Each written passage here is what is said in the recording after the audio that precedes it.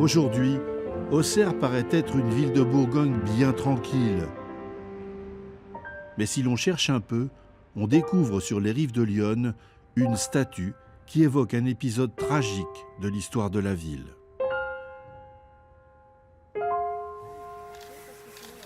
Merci à tous d'être présents.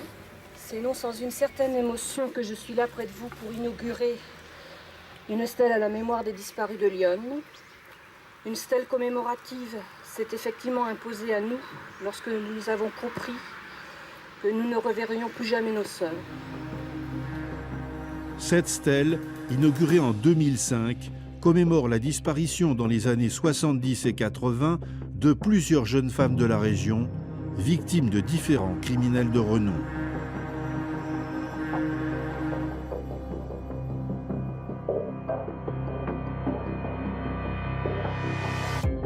Émile Louis, Michel Fourniret et d'autres s'y sont succédés sans à l'époque être vraiment inquiétés.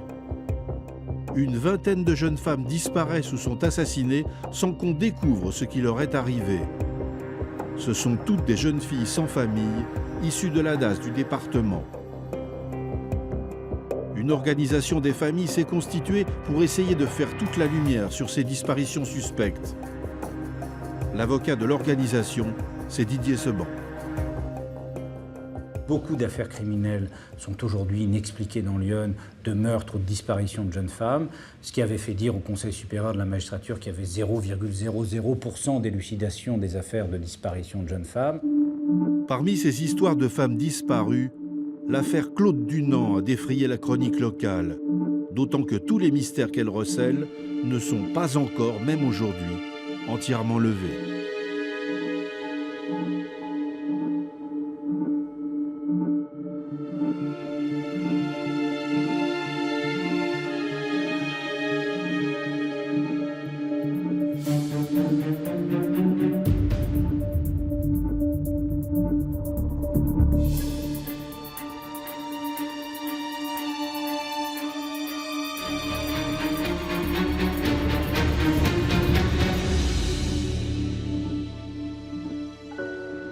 Ces deux jeunes femmes qui marchent sur les bords de l'Yonne ont survécu à cette hécatombe et n'ont dû leur salut qu'à la chance et à un extraordinaire instinct de survie. 20 ans après les faits, en enquêtant sur cette affaire encore pleine de zones d'ombre, nous rencontrons l'une de ces jeunes femmes, Huguette, qui accepte de témoigner, mais à visage caché pour protéger sa famille. C'est une enfant de la DAS, placée très jeune dans un hospice tristement célèbre où sont passées plusieurs jeunes femmes disparues et qui est aujourd'hui désaffectée. Vous avez vécu au foyer de Montmercy. À l'âge de 7 ans. Placée par le juge des enfants puisque j'avais un père qui était alcoolique et que mes parents étaient séparés. Et par la suite, il m'a repris, il a rechuté dans l'alcool et j'ai été placée au foyer de l'enfance à Auxerre.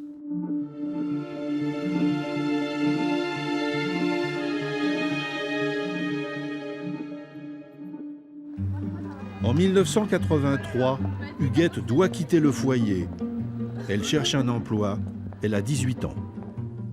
J'ai répondu à une annonce qui était passée dans l'Union républicaine, qui recherchait une personne pour s'occuper d'une grammaire grabataire et que j'étais nourrie-logée.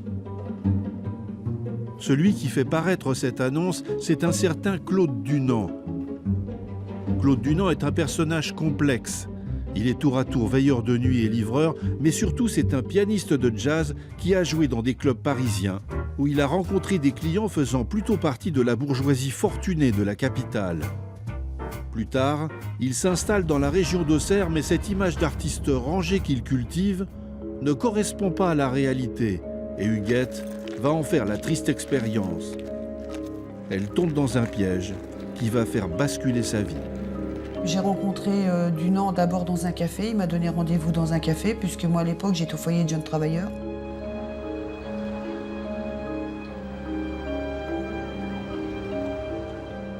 Le café, il se trouvait juste à côté du foyer de jeunes travailleurs, et quand je lui ai dit que je faisais partie de la DAS mais que j'allais me retrouver à la rue, pour lui ça a été la bonne aubaine. Et il m'a recruté. Huguette, sans méfiance, suit son nouvel employeur Claude Dunant jusqu'à son pavillon d'Apoigny, dans la banlieue d'Auxerre. Comment ça s'est passé quand vous êtes arrivé chez lui? Eh ben, il a essayé de me mettre en confiance en me parlant du travail que je devais faire. Il m'a fait visiter le pavillon et arrivé au sous-sol, il y avait quelqu'un qui l'y attendait et ils m'ont séquestré.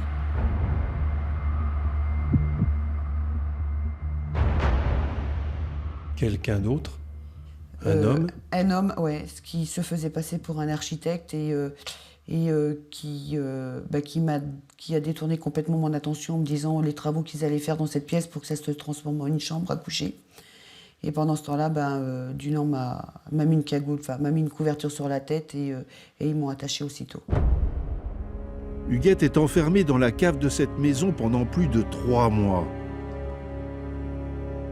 Le pavillon a été complètement transformé par son nouveau propriétaire, M. Moreau, qui a accepté de nous rencontrer. Ici, les voisins n'ont rien vu du tout, personne n'a Non, rien vu. c'était pas possible. De toute façon, les murs de la pièce concernée étaient capitonnés. Il se souvient très bien de ce qu'il a découvert en arrivant. Il n'y avait pas 36 pièces, il y avait une pièce dont le mur arrivait, autant que je me souvienne, à peu près à ce niveau-là. Donc ça vous fait une pièce de 9 mètres carrés, même pas. Avec des murs en parpaing de vin, une bonne porte, une bonne isolation phonique, enfin tout. Donc, la fenêtre ne faisait pas partie de la pièce. La pièce était complètement noire. Ça, c'est sûr. J'étais enchaînée à un tuyau sur la pointe des pieds. Et le jour même, les sévices ont commencé. Quel type de sévices il vous a subi? Les premiers sévices qu'il m'a fait subir, c'était me planter des petites aiguilles sur tout le corps. Et puis, par la suite, ça a été beaucoup plus violent. Donc, ça a été les viols avec des objets, ça a été les brûlures, le fer rouge, le fouet, et j'en passe. Qui me fouettait avec un fouet, avec des câbles électriques, qui m'a percé les lèvres matrices supérieures avec des aiguilles à tricoter pour mettre des anneaux de rideaux. J'ai eu la poitrine de percer aussi par des aiguilles à tricoter. J'ai eu le droit à des brûlures, entre autres croix gammées sur la poitrine, enfin sur les 2 poitrines. C'est un véritable commerce qu'organise Claude Dunant. Il fait passer une annonce dans un journal spécialisé lyonnais que nous avons pu retrouver, où il convie ses clients à devenir eux aussi des tortionnaires, moyennant de fortes sommes d'argent. Sa femme Monique participe elle aussi à ces sinistres soirées. Sur ces photos, celle de l'annonce, c'est elle qui joue les victimes.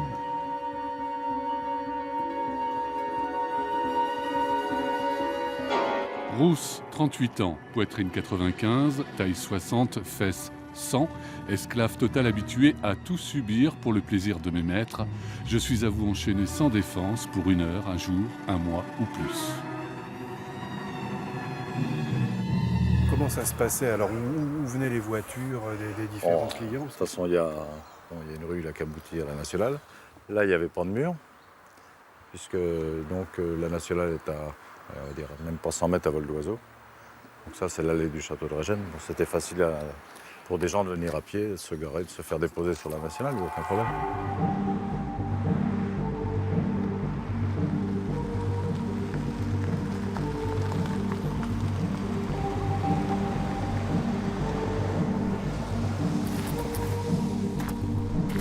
Et les amateurs de ce genre de pratique affluent, alléchés par l'annonce parue dans le journal du Club Amour.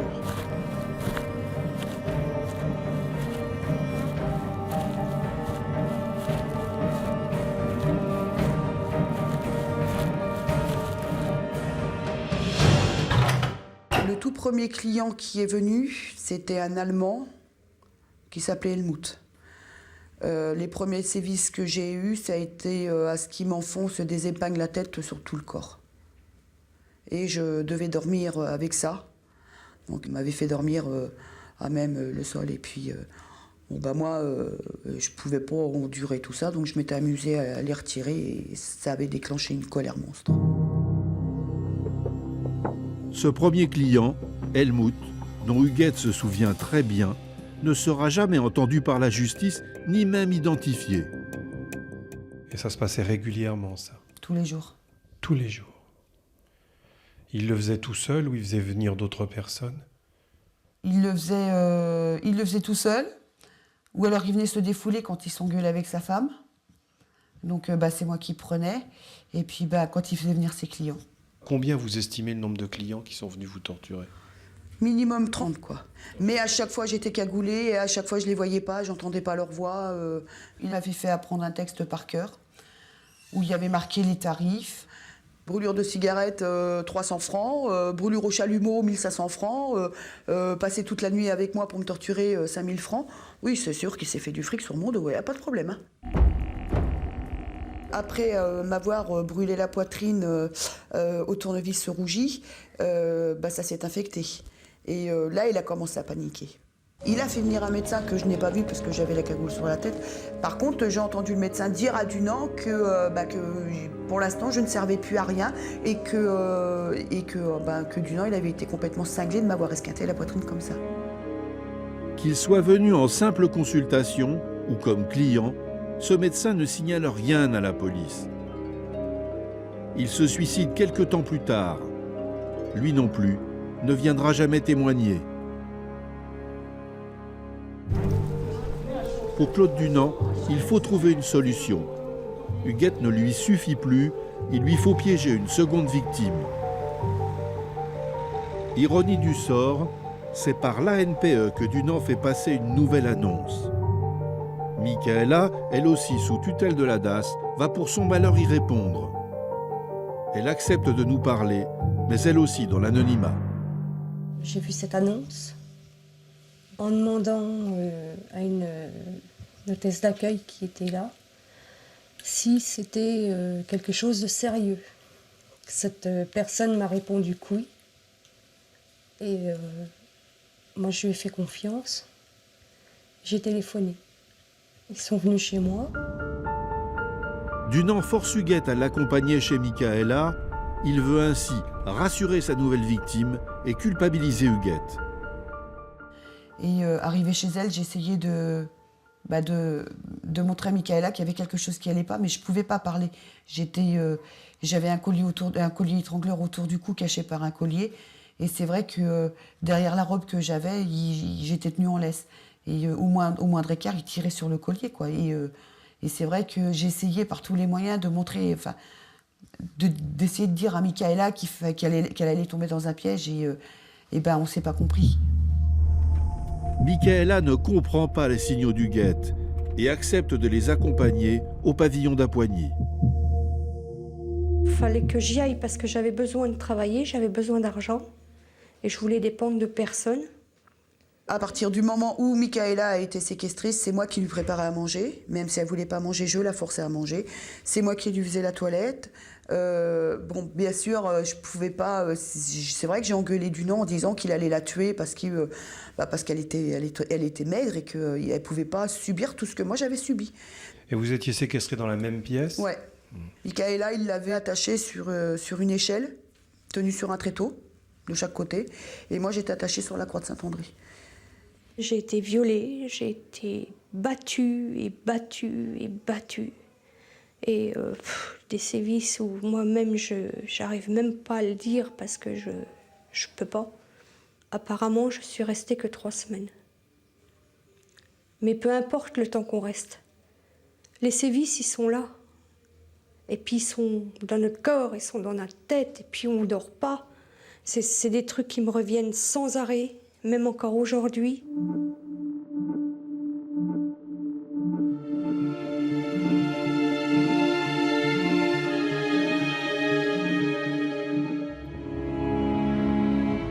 Par chance, un jour, une opportunité se présente pour Huguette. Dunant ne l'a pas attachée et elle peut s'évader. Immédiatement, elle essaye d'entraîner Michaela. C'est vrai que j'ai été pas mal esquintée. Et je lui disais, mais barre-toi, il va nous tuer. C'est foutu pour nous. Si tu te barres pas, c'est foutu.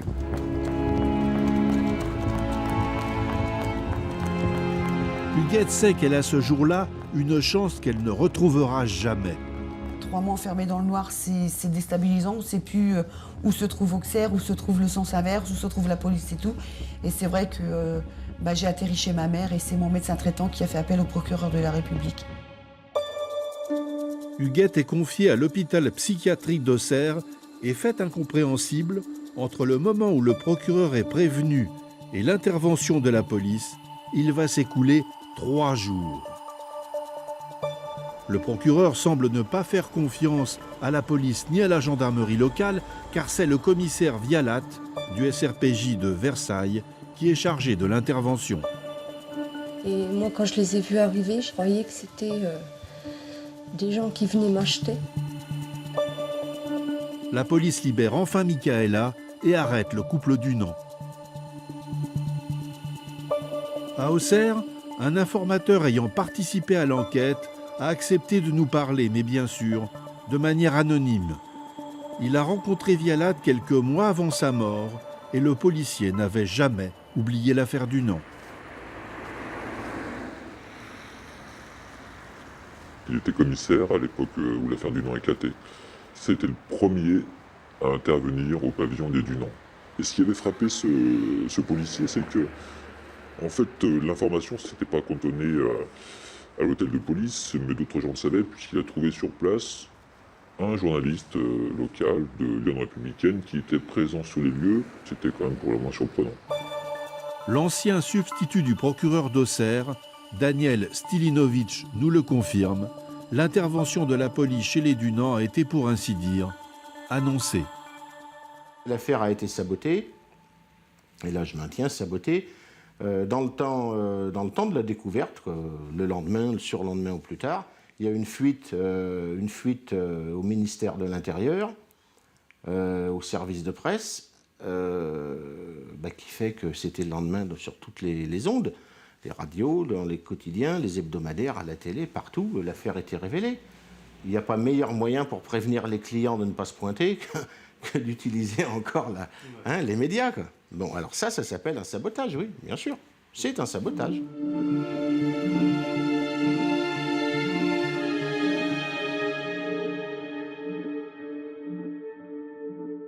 Dunant arrêté, l'enquête aurait dû s'orienter vers l'identification de ses clients. Pour Huguette et Michaela, identifier et voir condamner leur tortionnaire était presque aussi important que de savoir Dunant en prison. Vous avez de la haine contre ces clients-là? Oui, parce que là, à l'heure actuelle, ils savent qu'ils ont fait quelque chose de mal. Ils le savent, ils vivent avec. Mais ça ne les empêche pas de continuer leur petite vie tranquille. Ça se trouve, ils ont une bonne femme, des gamins, et en fin de compte, ils se vengent sur des filles comme nous parce qu'ils ne peuvent pas faire ce qu'ils veulent avec leur femme. Mais avant de partir, j'ai pris le plus de preuves possible, donc photos, carnet d'adresse à lui. Les enquêteurs saisissent plusieurs agendas, bloc-notes et carnets contenant les noms et adresses. Les carnets sont mis sous scellés, mais très vite, une greffière, Madame Jousselin, fait une étrange découverte. Je n'ai parlé qu'aux inspecteurs du CSM et je n'en dirai pas plus. Bon, d'accord. Je suis toujours tenue par mon obligation de réserve. D'accord. Madame Jousselin avait déclaré aux inspecteurs du CSM: J'ai souvenir de certains scellés de l'affaire Dunant, dont un agenda noir. Quelques jours plus tard, je feuilletais cet agenda et constatais que 2 pages avaient été arrachées. Qu'y avait-il sur ces 2 pages de si dérangeant? On ne le saura jamais, mais même sans ces pages, ces carnets restent pour certains bien compromettants. Il y a 3 carnets noirs. Et il y a toutes les adresses de tous ces clients dedans. Ces carnets sont passés où? Les carnets contenant les noms des clients, en fait, ce sont des pièces à conviction essentielles qui disparaissent sans explication. Étrange, mais au parquet d'Auxerre à cette époque, on n'en est pas à un dysfonctionnement près.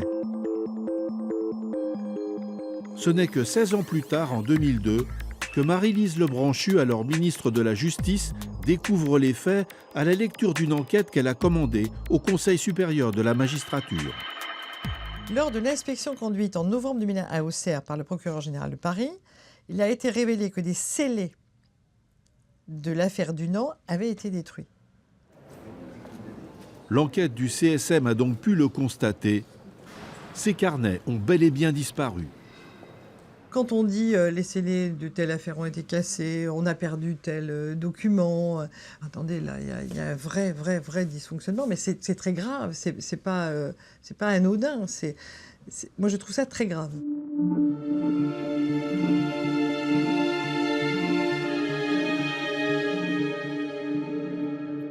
Fin 1983, une information est ouverte contre Claude et Monique Dunant pour séquestration et violence, précédée d'actes de torture et d'actes de barbarie. Le juge d'instruction Jacques Bourguignon est désigné. Le temps passe, mais l'identification des clients reste au point mort. Est-ce qu'il vous a posé des questions sur les clients? Non. Jamais. Non. L'avocat de Claude Dunant, maître Liénard, s'étonne lui-même des faibles résultats de l'instruction. On a l'impression qu'on n'a pas vraiment recherché qui étaient les clients de Claude Dunant. On peut le dire comme ça. Pour vous... On peut le dire comme ça, oui. J'ai l'impression que si cette affaire avait été confiée en 2003 à certains magistrats instructeurs parisiens, très probablement, les suites en seraient différentes. Huguette n'a pu apercevoir qu'un seul client. La seule personne que j'ai vue en visage découvert, c'est Étiévan, Georges Étiévan, un avocat libanais. C'est Étiévan qui m'a fait écrire les lettres pour mes parents. C'est Étiévan qui a ordonné que je sois puni quand il fallait être puni. Enfin, voilà quoi. Et qu'est-ce qui lui arrivait, cet Étiévan, lui, ensuite? Il a été entendu par le juge? Il a été entendu par le juge et puis il n'a pas eu le temps d'avoir le procès puisqu'il est mort avant. Une poignée de clients a pu être identifiée. C'est ce que nous confirme notre informateur. Il y aura eu une cinquantaine de clients. Sur cette cinquantaine de clients, on en a identifié 4. Sur ces 4, 3 sont décédés. 2 sont décédés de crise cardiaque. Et puis le troisième qui était condamné, qui menaçait de faire exploser le département par rapport à ce qu'il savait sur cette affaire ou d'autres choses. Il est décédé de manière totalement brutale en 2001. Il tue sa femme et se suicide. Et le quatrième client qui était identifié, son dossier a disparu et il n'a pas été inquiété. On doit se poser la question. Voilà quelqu'un qui est désigné nommément, qui existe, qui, si je lis la loi, a commis une infraction de nature criminelle et qui ne sera pas poursuivi. Le fait est que ça pose un point d'interrogation en mode majeur dont chacun fera ce qu'il voudra. Nous avions demandé au juge Bourguignon, alors doyen des juges d'instruction de Mulhouse, de nous confirmer qu'il y avait bien 50 clients présumés. Je ne sais pas du tout s'il y a 50 clients, ou 30, ou 10, ou là. J'en sais rien. Je sais pas. Comment vous expliquez qu'il ait fallu 3 jours à la police avant d'intervenir pour libérer Michaela? Il était à un moment question qu'on fasse l'intervention en douceur, de façon à ce que l'on puisse essayer d'appréhender des éventuels complices ou co-auteurs. Donc on voulait faire le silence total sur cette affaire, de façon à ce que ça ne transparaisse pas du tout dans la presse, et puis surprendre un peu tout le monde. Je ne sais pas ce qui s'est passé, mais après il y a eu une fuite, manifestement. Le seul client vivant identifié par le juge Bourguignon et soupçonné également de complicité dans l'enlèvement d'Huguette, c'est un certain monsieur Joseph. Un homme qui se faisait passer pour un architecte et qui a détourné complètement mon attention en me disant les travaux qu'ils allaient faire dans cette pièce pour que ça se transforme en une chambre à coucher. Et pendant ce temps-là, Dunant m'a mis une cagoule, m'a mis une couverture sur la tête et ils m'ont attaché aussitôt. À quoi il ressemblait, en gros, aujourd'hui, vous vous en souvenez un tout petit peu ou... Brun, yeux bleus, barbe, et pas très grand. Ce monsieur Joseph, nous l'avons retrouvé quelque part dans la région parisienne. Monsieur, est-ce que vous êtes monsieur Joseph? Oui, bonjour. Ça vous dit quelque chose, Claude Dunant? Comment Oui, ça me dit quelque chose. Oui, ça vous dit quelque chose? Moi, j'ai eu un non-lieu, alors oui, voilà ce que je peux vous dire. Vous n'avez jamais non. participé à tout ça? Mais je le connais. Je l'ai connu quand il habitait Villefranche. Vous n'êtes jamais allé à Poigny, vous? Non, non. Jamais. Monsieur Joseph pense savoir pourquoi il est le seul à avoir été désigné par Dunant. Moi, je pense qu'il a voulu couvrir quelqu'un, moi, je pense. Vous avez même jamais su qu'il faisait ça, qu'il avait ce réseau sadomaso, là? Non, si, je savais qu'il était un peu... qu'il bizarre. connaissait des femmes, si, ça, je savais. Ça. Mais vous avez jamais été client? Non, je n'ai jamais été client.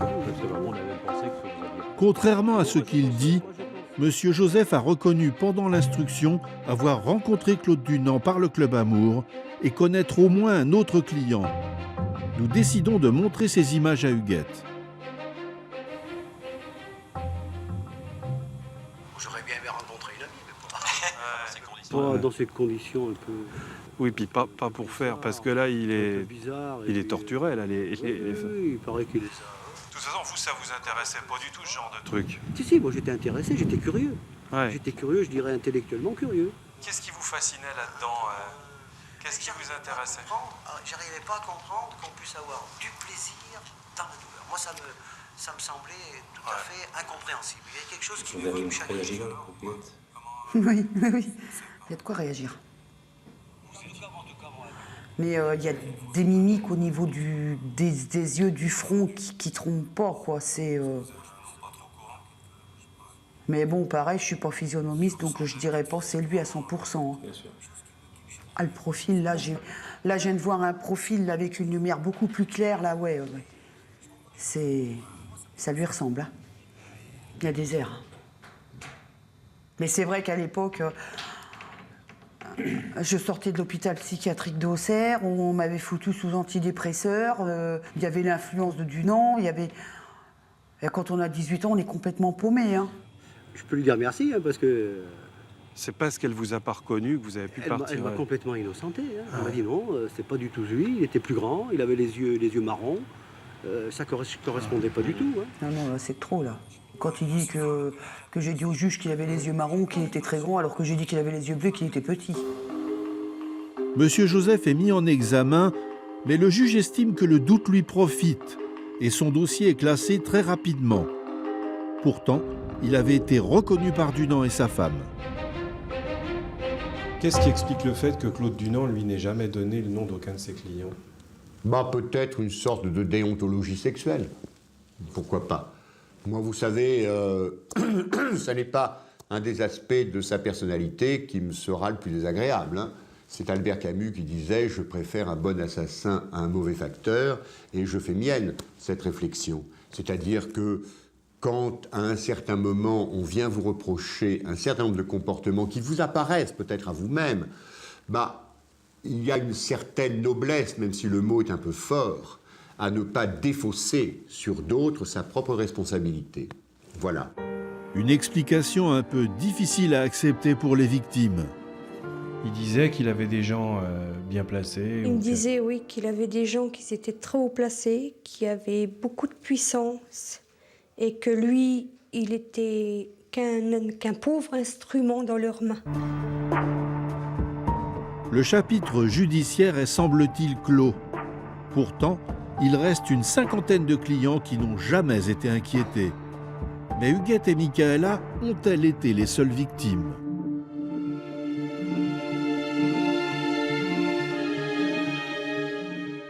Il n'y a pas que nous, quoi. Il y a aussi toutes celles qui ont disparu, qu'on ne retrouvera jamais.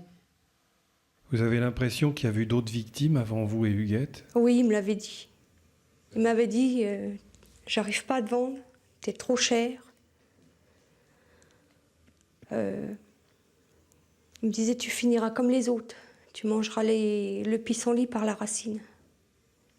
Huguette et Michaela n'ont pas été les seules victimes. C'est ce que nous confirme notre informateur. Il y a une troisième fille, une troisième jeune femme. Elle n'a jamais assisté au procès. Cette jeune femme, elle s'appelle Isabelle. Isabelle n'a jamais été entendue par le juge d'instruction. Ce n'est pas une proie comme les autres. Elle s'est prostituée au début des années 80 sur les bords de Lyon à Auxerre. Recrutée par Dunant, mais effrayée par ce qu'il lui faisait subir, elle s'est enfuie et n'a jamais réapparu. Isabelle n'était pas cagoulée. Il est donc probable qu'elle ait vu certains clients. Après une enquête difficile, nous retrouvons sa trace à Montdidier dans la Somme. C'est là que nous apprenons qu'Isabelle est décédée. Bonjour monsieur, vous êtes monsieur. J'avais téléphoné pour avoir des renseignements sur votre fille. Elle est décédée. Il y a déjà un moment de ça. Hein. Il y a déjà plusieurs années. Ça fait des années que moi je ne l'ai pas vue, puis elle est décédée, je ne sais pas pourquoi. J'ai un beau-fils dans Lyon, il n'y a que lui qui peut vous renseigner. Lui, il est toujours là-bas. Il a de grandes propriétés là-bas. À Auxerre même. À Auxerre même, oui. Ouais. Isabelle est morte en 1998. Mais dans quelles circonstances? C'est la question que nous posons à sa sœur et à son beau-frère, un homme inquiet qui a voulu, lui aussi, rester anonyme. Ils l'ont retrouvé empoisonné, c'est affirmatif. Ils m'ont pas dit que c'est elle qui s'est empoisonnée. Hein. Ouais. Et ça vous a paru bizarre, cet empoisonnement? Ce que j'ai pas compris chez elle, aucun papier, aucune photo. Elle avait toujours des photos de ses gamins. Pour vous, on a fait disparaître tout ça, quoi. Pour moi, on a fait disparaître les traces. Tout était plus rien. Mais ça n'est pas tout. Le beau-frère d'Isabelle nous révèle pourquoi Isabelle n'a jamais témoigné dans cette affaire. Elle est accidentée, elle ne peut pas se déplacer. Elle a eu un accident de bagnole, renversée par une bagnole, c'est tout ce qu'on sait. Qui a provoqué pour elle l'impossibilité de se déplacer. Oui, moi je l'ai su donc par ses amis là-dedans qui habitaient Charles. Cet accident aujourd'hui vous paraît louche aussi, quoi. Bah oui, c'est un peu bizarre. La justice n'a même pas tenté de retrouver Isabelle après l'instruction. Une instruction qui s'éternise.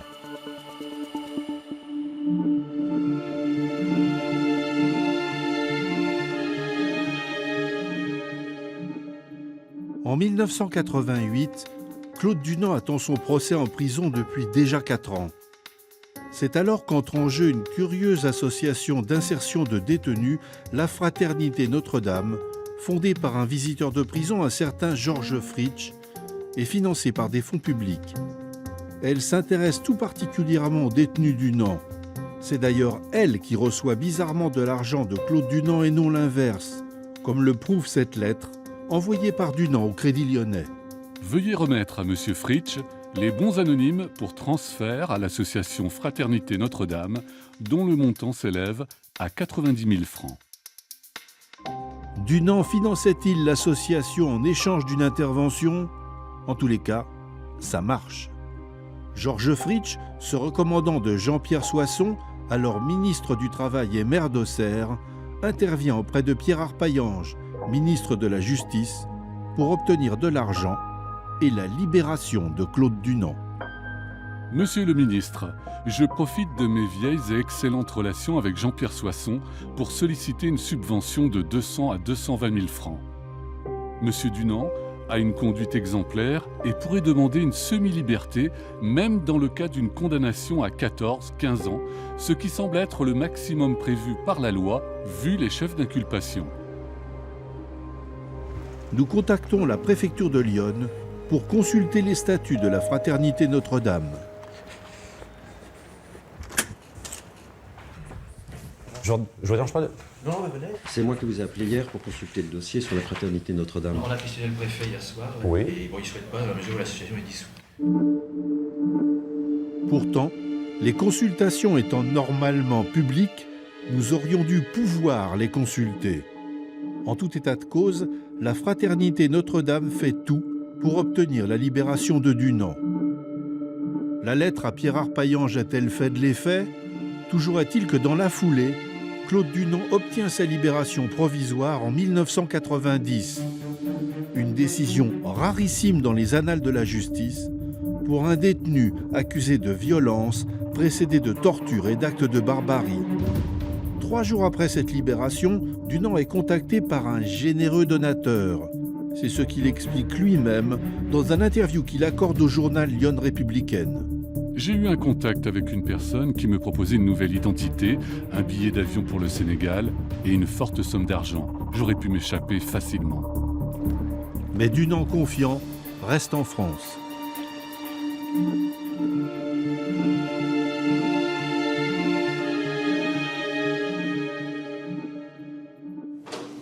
Le procès a finalement lieu en octobre 1991. L'instruction aura duré plus de 4 ans. Les observateurs remarquent tout de suite un fait pour le moins inhabituel. Le commissaire Vialat, celui qui avait procédé à l'arrestation de Dunant, ne vient pas témoigner au procès, à sa grande surprise. C'est ce que nous explique notre indicateur. Étant les premiers à intervenir sur les lieux, il aurait dû être convoqué au tribunal pour raconter les conditions de l'interpellation. Or, il n'a jamais été convoqué au procès de Claude Dunant. Et M. Vialat a toujours été étonné. Pour lui, cette affaire a été foirée. Dunant reconnaît l'ensemble des faits, mais ne dénonce pas ses clients. Il n'hésite pas à regretter l'abolition de la peine de mort qu'il estime méritée. Le procès, pour moi, ça a été une horreur. C'était l'enfer qui recommençait. Parce que tout était là, devant nous. Sauf les clients. Sauf les clients. Et Dunant mentait sans arrêt. Et pour pas faire un scandale, pour me tenir correctement devant les jurés, devant le procureur, même devant M. Bourguignon, qui à cette époque-là était juge, eh ben, je faisais des allées et venues. Je restais pas en place, j'arrivais pas. Quelle était l'attitude de Dunant? Arrogant. Il nous toisait de la tête aux pieds, l'air de dire que quelque part, il a toujours ce petit esprit de vengeance. Je l'ai dénoncé et ça lui a pas plu. Au procès, il vous a menacé, Dunant? Oui. Qu'est-ce qu'il vous a dit? Il m'a dit qu'il me tuerait, qu'il mourrait. Je lui ai répondu que je l'attendais. Dunant est condamné à la réclusion criminelle à perpétuité, sans peine de sûreté, par les assises de Lyon le 2 novembre 1991.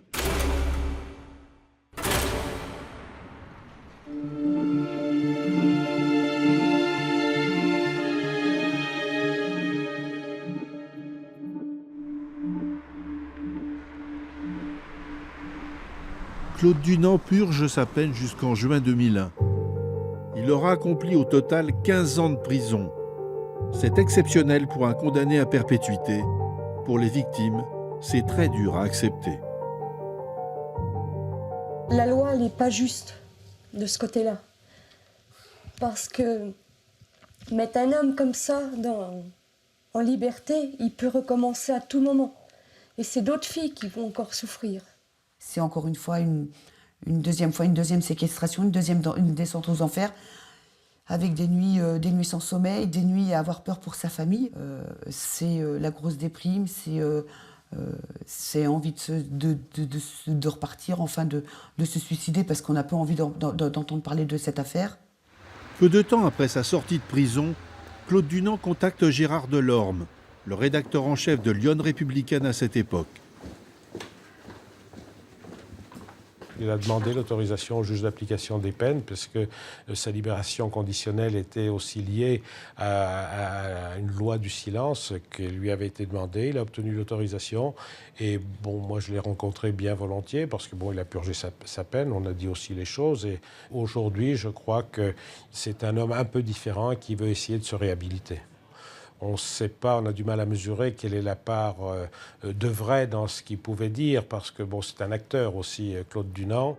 Je veux vivre plus discrètement, dans l'ombre, dans l'anonymat le plus complet, et consacrer le reste de mon existence à faire le bien autour de moi, à soulager la détresse, à aider et à secourir. Il se croit peut-être avec une auréole au-dessus de la tête. Il ne faut pas oublier que c'est un tortionnaire avant tout. Un pervers, un tortionnaire et que mentalement, pour moi, il n'est pas guéri. Et il ne le sera jamais pour vous. Il ne le sera jamais. Dunant est venu parler des clients du réseau Sadomaso avec le journaliste et cette fois, il est assez précis. Les clients étaient des personnes importantes, habituées au club de rencontres. Surtout des Parisiens et quelques Lyonnais. Il y avait des chefs d'entreprise, des chirurgiens, un homme politique nationalement connu, peut-être des magistrats.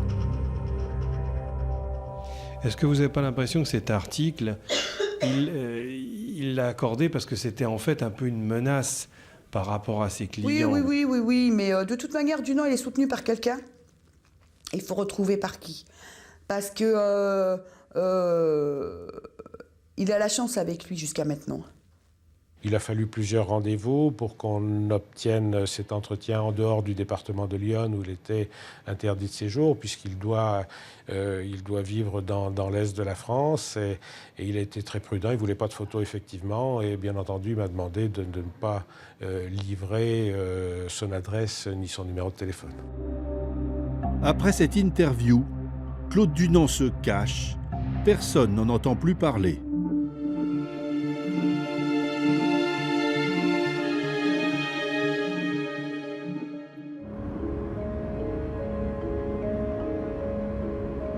Nous retrouvons à Mulhouse l'adresse officielle qu'il a donnée au moment du renouvellement de son permis de conduire.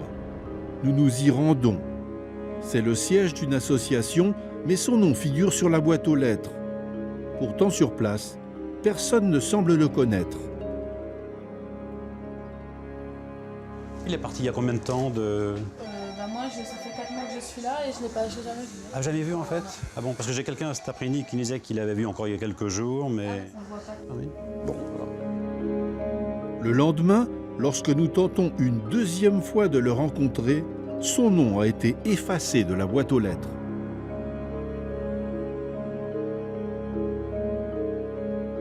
Après plusieurs semaines de recherche, nous retrouvons Dunant à Mulhouse. Il habite en plein centre, dans un appartement d'un immeuble cossu. Il est loin de se conduire comme une personne effacée et tranquille, comme on nous l'avait décrit. Nous l'avons observé plusieurs jours. Presque jamais seul, Dunant est très prudent et nous semble méfiant et tendu, comme s'il craignait quelqu'un. Il donne une boîte postale comme adresse et s'assure régulièrement de ne pas être suivi. Il refuse à plusieurs reprises de nous parler. Pourquoi est-il si inquiet? C'est ce que nous cherchons à savoir en rencontrant l'ancienne compagne de son co-détenu à la prison d'Auxerre, qui est demeurée son amie. Vous l'avez connu comment, vous? Moi, je l'ai connu parce que mon concubin a eu un très grave accident, un soir de Java, et il avait de l'alcool dans le sang, il y a eu un mort, donc il avait été incarcéré. Ah oui, d'accord. Voilà. On s'est toujours occupé de lui le temps qu'il était incarcéré. Puis quand il est sorti la première fois, donc il était hébergé dans ma famille. Il était quand même 15 jours sans sortir, parce que les autres ont dit, si on le rencontre, s'il est sorti, c'est qu'il a bavé. Il a eu des lettres de menaces, comme quoi s'il parlait, en sortant, il était ébloui. Ah bon? Il recevait des menaces par téléphone, par courrier, comment? Par courrier. Lui disant quoi? S'il parlait, qu'il savait ce qu'il attendait, quoi. On le reste plus, quoi. Parce que lui, t'as payé pour les autres. J'ai beau lui dire, Chico, t'as payé pour des putassiers, des pourris, des pervers. Balance, t'en as rien à foutre. Il a peur encore aujourd'hui. Oh, moi je pense. Pourtant, un jour, nous rencontrons Dunant dans la rue. Nous le suivons dans un café où il accepte de nous parler. Nous le filmons en caméra cachée. Moi, il a fallu la prison pour que je quitte ce milieu sadomaso et tout ça. Je savais, quand ça empirait avec ma première épouse, je savais que j'irais en prison.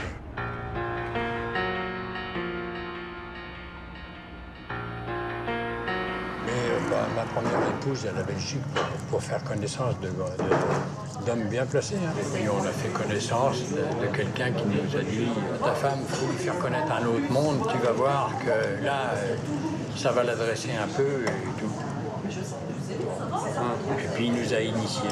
C'est comme ça qu'on est rentré dans le salon. Et combien il y en avait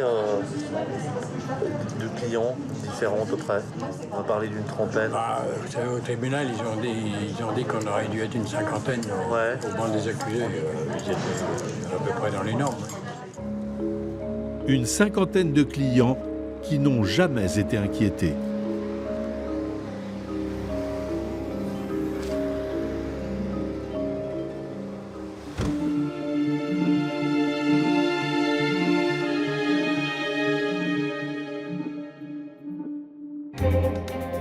nous avons voulu savoir ce qu'était devenu Claude Dunant. Aujourd'hui, en 2018, il est octogénaire. Nous nous rendons à nouveau à Mulhouse et nous découvrons qu'il n'habite plus son ancienne adresse, près de la place de la Réunion. En 2005, il vivait alors ici avec une femme de la bourgeoisie alsacienne avec qui nous l'avions filmé. Notre enquête nous apprend l'identité de cette femme. Madame D avait rencontré Dunant peu après sa sortie de prison. Nous avons retrouvé l'un de ses proches qui accepte de nous rencontrer.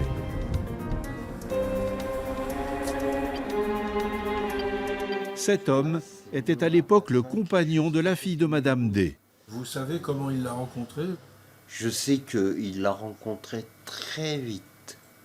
Très vite après la prison, vous dites? Ouais. Je sais que c'est lui qui l'a branché. Il l'a rencontrée dans un resto. Enfin, il l'a branché dans un resto. Lui, quand tu le vois avec une femme, c'est une femme qui a du blé. Paf. Elle avait beaucoup d'argent. Hein. Elle avait beaucoup d'argent, ouais. Madame D est décédée de manière inattendue il y a 4 ans en Italie. C'est ce que nous révèle Daniel. Vous avez été surpris? Elle était malade ou... Non, en très bonne santé. C'était une femme active. Non, c'est une femme qui se portait très bien, toujours très clean. Mais ce n'est pas tout. Daniel se souvient très bien avoir vu l'un des fameux carnets qui contenait les noms de ses anciens clients. Il a un carnet noir, je sais qu'il est noir, avec les noms de ces mecs-là. C'est pour ça qu'il est encore vivant. Il l'a toujours avec lui aujourd'hui encore? Ouais. Vous l'avez vu, vous, ce carnet? Je l'ai vu comme ça, mais j'ai jamais pu regarder dedans. Vous avez vu physiquement le carnet? Ouais. Aujourd'hui, il vit toujours dans la région? Ouais, parce que ça fait 2 fois que je le vois. Dunant habite donc la banlieue de Mulhouse et possède toujours un carnet dans lequel sont inscrits sans doute les noms de ses clients qui n'ont, eux, jamais été inquiétés. Autour de lui, au moins 10 personnes sont mortes de suicide ou de crise cardiaque inattendue. Sa première femme, Monique, est décédée à la suite d'une chute accidentelle dans l'escalier. Il reste 2 jeunes femmes, Huguette et Michaela, meurtries pour toujours et vivant difficilement. Aujourd'hui, 20 ans après les faits, elles font un bilan bien sombre de leur histoire. Parce que pour vous, il n'a pas payé encore. Il n'a pas assez payé, il ne payera jamais assez parce que les douleurs qu'il nous a fait subir, nous, on traîne ça. On traîne ça comme un boulet de canon. Moi, j'aurais préféré mourir. Au moins, j'étais morte, j'étais tranquille, c'était fini. Tandis que maintenant, c'est sans arrêt, sans arrêt, sans arrêt. C'est comme un film qui ne s'arrête jamais. Et pour arriver à vivre à peu près correctement, avec du monde qui est autour, il faut se battre contre soi-même. J'ai appris. Ça n'a pas été facile, mais j'ai appris. Il y a des odeurs qui remontent. On se sent sale. Les gens vous regardent en disant « C'est pas juste ce qui leur est arrivé. » Mais maintenant, c'est des femmes qui sont sales. Vous avez cette impression d'être rejeté. Non, c'est ce que les gens disent. C'est ce que les gens disent. Et comme je suis assez fière, et je suis assez battante, on va dire, je les regarde, je les souris, puis je leur dis, prenez ma place, je vous la donne. Vous avez l'impression que justice n'a pas été rendue? Non, justice n'a pas été faite, ça a été bâclé. Quant à Huguette, pour retrouver une santé physique totale, elle aurait besoin d'une opération qu'elle ne peut pas s'offrir. Corinne Herman, juriste au cabinet Seban et défenseur d'Huguette, tente de trouver une solution. Huguette aurait besoin effectivement d'une opération de chirurgie esthétique de la poitrine. C'est une opération qui est indispensable, tant physiquement parce qu'elle a des douleurs, que moralement en tant que femme, en tant l'image qu'elle peut donner à l'extérieur. C'est une femme qui est encore jeune, donc pour laquelle c'est important. Aujourd'hui, elle n'a absolument pas les moyens d'obtenir une telle opération et aucune indemnisation n'est plus possible, ou en tout cas, elle sera insuffisante pour lui permettre de financer une telle opération. Je pense que c'est un point qui devrait être également étudié et vu par la justice lorsque ce type de victime existe et qu'il y a des conséquences physiques et morales qui peuvent durer des années et des années. Lui, ça y est, pour lui, il a payé sa dette, il a été en prison et tout.